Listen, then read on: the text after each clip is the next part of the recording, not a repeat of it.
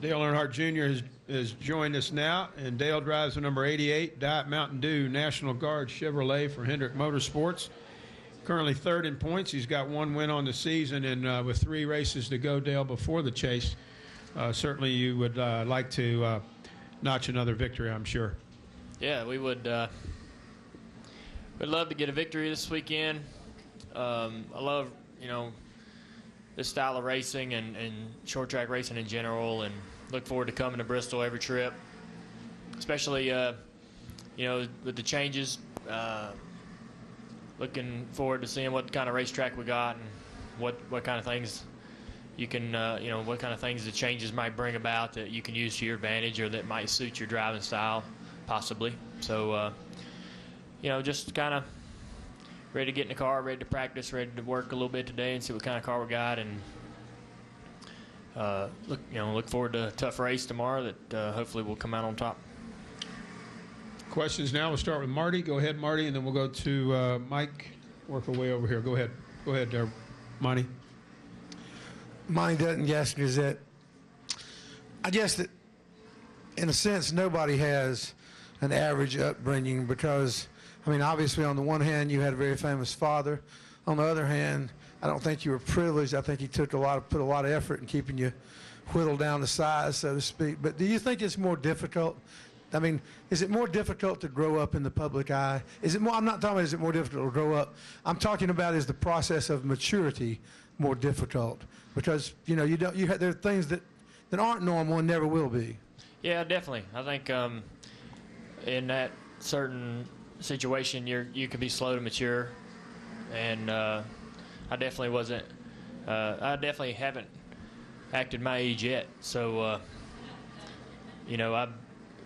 I can't mature as fast as I'm getting old. So and I think that the lifestyle and just you're around the racetrack. I was around the racetrack.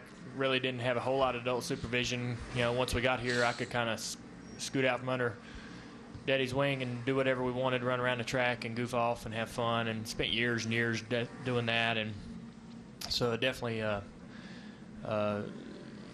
is different. You might not be quite as mature as certain individuals in certain situations growing up around the racetrack.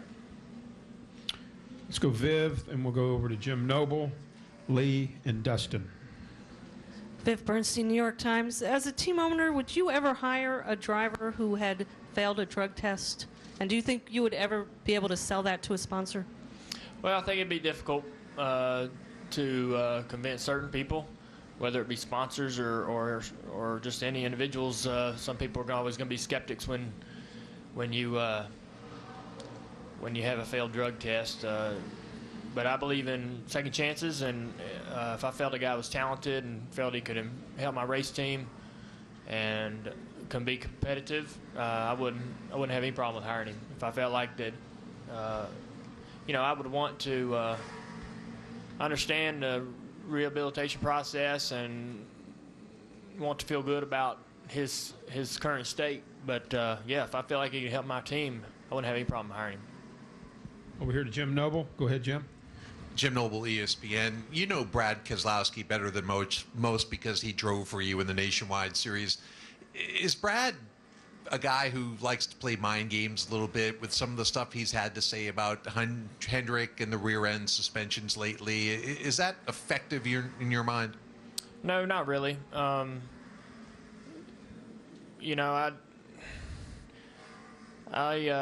do know Brad pretty well. Brad's a really good guy. He has a pretty good heart, and he's a really great race car driver, and I wish he'd concentrate on that. I think he likes to talk a lot, but I think his true skill shine on the racetrack, not really behind the microphone. Okay, let's go with Lee. We'll go with Mike, and then to Dustin. Go ahead. Lee Spencer, Fox Sports. 2 questions for you. I want you to kind of tell us about what happened with your high school visit here in Bristol and how you thought that went. Also, we talked to Rusty Wallace last night and kind of, what Noble was asking you about Keselowski. Rusty said that between himself and your father, some of the drama that they created, you know, whether it was for show or just as a result of what happened on the racetrack, was good for the sport. And you know, that kind of disagrees with what you said about Brad. I mean, you know, sometimes, you know, people say things just kind of get things rolling or, you know, spark kind of drama that brings attention to the sport. But we don't have as much as that here as we used to back in, you know, the heyday. Can you kind of just talk about that and then talk about your high school visit, please? Sure. Yeah, I mean, I don't disagree with Rusty. Me and Brad are friends. I don't want any drama with Brad, and I don't particularly like the things he says lately about the company I drive for. So I take offense to the claims and the accusations. So it's just natural for me to do that. But we're friends, and I don't want any drama between him. So that's where I stand with that. But yeah, I mean, certain individuals and personalities, when they clash, it's great. It makes great TV, and it's done.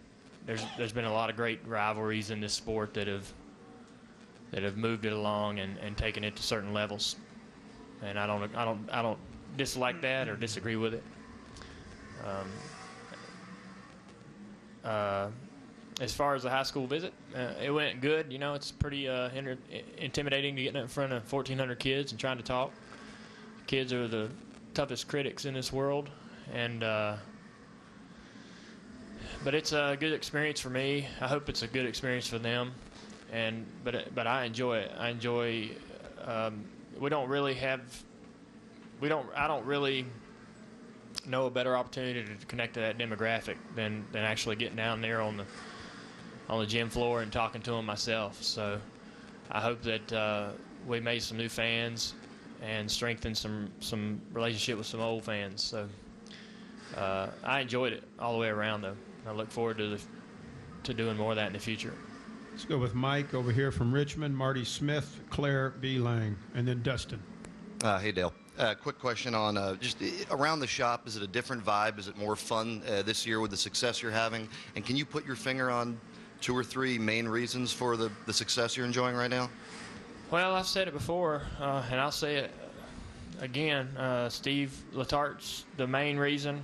He puts all the reasons we run good kind of reference to him. You know, he puts a good team around me, a lot of good guys there working together, working as a group, everybody pulling in the same direction. That is a result of his doing. He's been able to help me as a driver evolve into a better race car driver, a more productive driver, a driver that's can assist him and give him opportunity to help me and get the car fixed. So I mean, I give him all the credit. I mean, it's I keep saying it all the time, but it's the only true answer I know. To be able to give you a good answer would be able to tell you the truth, and that's it. So Marty, Dustin, and Claire. Marty Smith, ESPN. Okay, so you and Jeff got no issue. I get it. Yeah. But why do you think that it happened, first of all? And second, do you think that the crux of his frustration was more driven, in your conversations with him, do you think it was more driven by the fact that it was you as a teammate, or because he's trying his tail end off to have a shot to win a championship? I mean, it's a bunch of that stuff. I think it's hard to say which one's driving it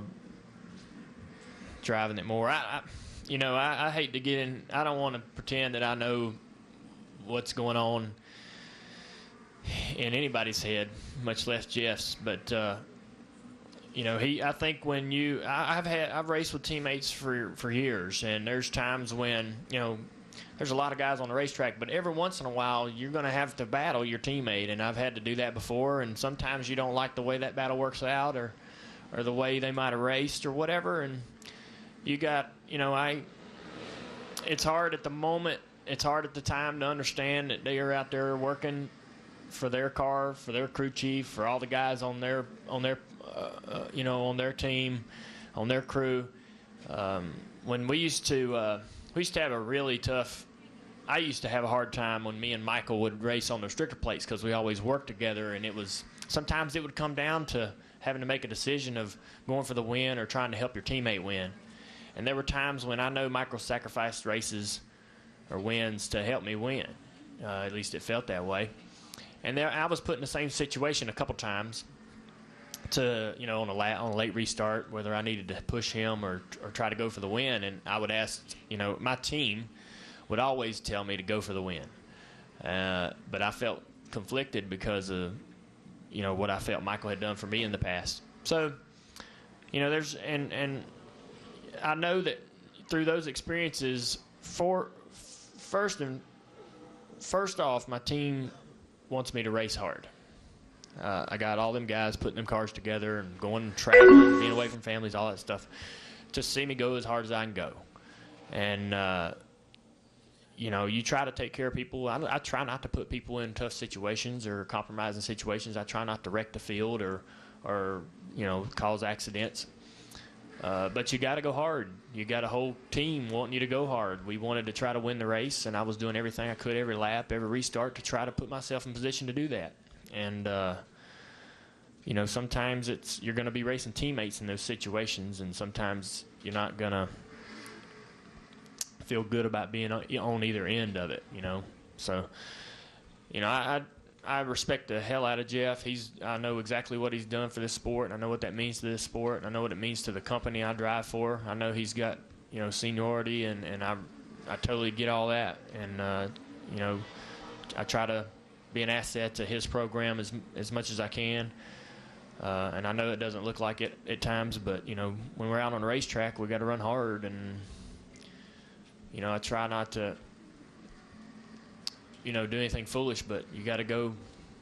And I felt like I was just doing what I was supposed to be doing. But I know it was frustrating for him, and I can understand that. I've been on the end of that.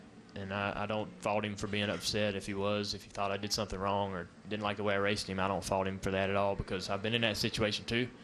And I know what that feels like. Dustin,